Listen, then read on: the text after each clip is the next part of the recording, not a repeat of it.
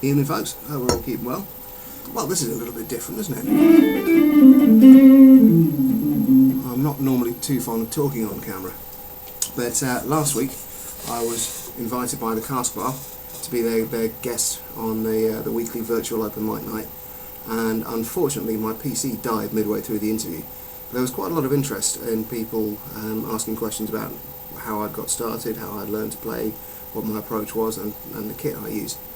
So I think I'm going to try and answer some of those questions if people are still interested. And, well, rather than talk about myself, let's talk about something that's much more interesting, my Strat.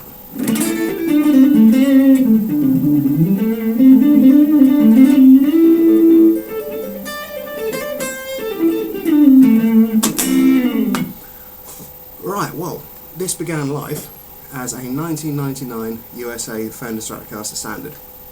And I was working in Just Music, our local music shop in Loughborough, back in 2002, and this chap wanders in with this guitar at that point, more or less mint condition, claiming to have won it in a poker game, and wanting to know how much the boss would give him for it.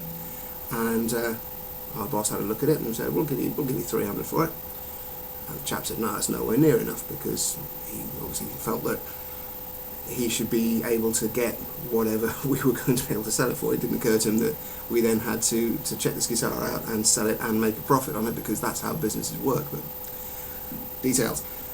Anyway, cheeky little me saw a bargain, and I followed him out of the shop and said, well, I'll tell you what, mate, if nobody gets in contact with you by Friday, I'll give you 4. Sure enough, he gets in contact and says, yeah, that sounds like a deal, I'll do that. Meantime, I'd sneakily taken a note of the serial number and rang the police to make sure it hasn't been stolen, because who wins a Strat in a poker game, honestly? And as it turned out, at least back then, they kept no records or database of stolen equipment like this. But I was told that if it was reported stolen, I would be held liable for handling stolen goods. So there you go. No good deed goes unpunished. Anyway, so from there, I've gone and modified the hell out of it. So I'm going to talk you through some of the things I've done, because I think what I've done has created for me like the perfect guitar. I'm not even sure I can play anything else, to be honest.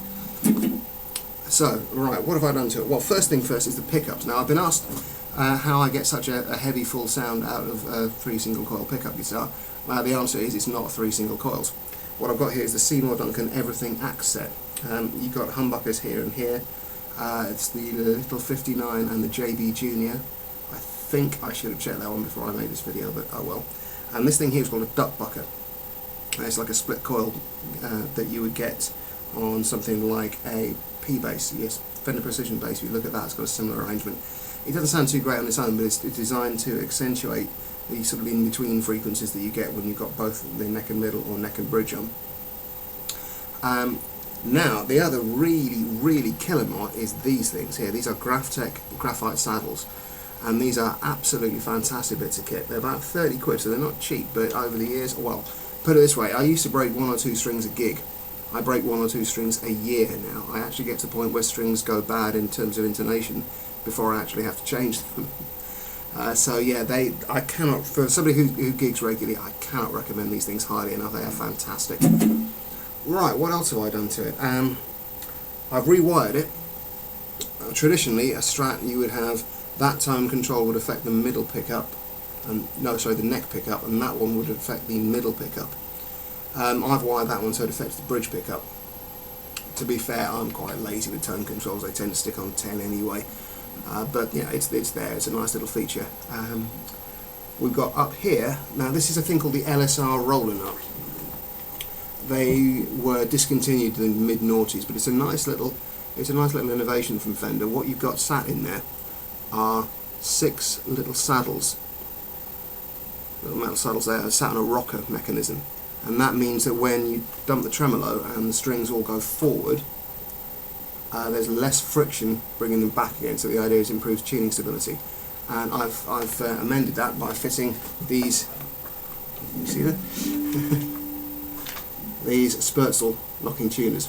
So what happens here is the string goes in as it would do normally, and then you tighten up from behind here, and you've got a little metal post that goes inside and clamps the string against the ceiling there. So again, it's supposed to increase tuning stability, and to be fair, it does. I can give this quite a little bit of wobble and it'll still return to tuning.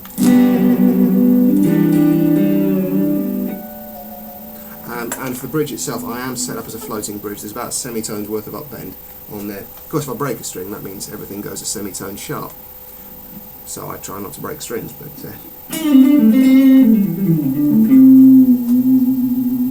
so this gives me most of the tuning stability that I would get from having a Floyd Rose without having to have a Floyd Rose. The Floyd Rose is a wonderful invention, but for somebody in my position, they really only work if you've got 6 or 7 of them and a flunky to hand you out a new one every time you break a string. What else have I done to it? Strap locks. Strap locks. These are the Jim Dunlop types. Locked in there. Locked in there. You can remove them by pulling them out. So you've probably seen the strap locks. I've replaced the jack socket as well. Honestly, it was 2009 that I did that. I can't remember what I replaced it with, but the jack socket's not gone wrong since then. And a string of 10 gauge elixirs, and it just works. It's done me great. It's done me proud for the last, where are we now? It's been my #1 guitar for about 18 years now. But as I say, I find this is doubtful that I can really play anything else. As for the neck, some people have asked me, "Oh wow, have you've got a relic finish?" No, it's not. It's not relics. It's ruined, is what it is. What you are seeing here, folks, is not some relic finish from Fender's custom department. What you're seeing there is 18 years of fret wear, to the point where right up here it's effectively scalloped, actually, because I've worn the layer of maple on the fretboard away. I have a couple of friends who are luthiers, and they constantly berate me about the state of this guitar. It is at least a decade overdue for a refret. But A, I've never got the spare cash for a refret, and B, I just can't play anything else, so I'm kind of stuck. But Brian May played his Red Special for a huge number of years before it really needed a refret. And I like to think this old girl's got a few years left in it. If anybody's interested in the gear that I use, right now I'm plugged into my little baby katana.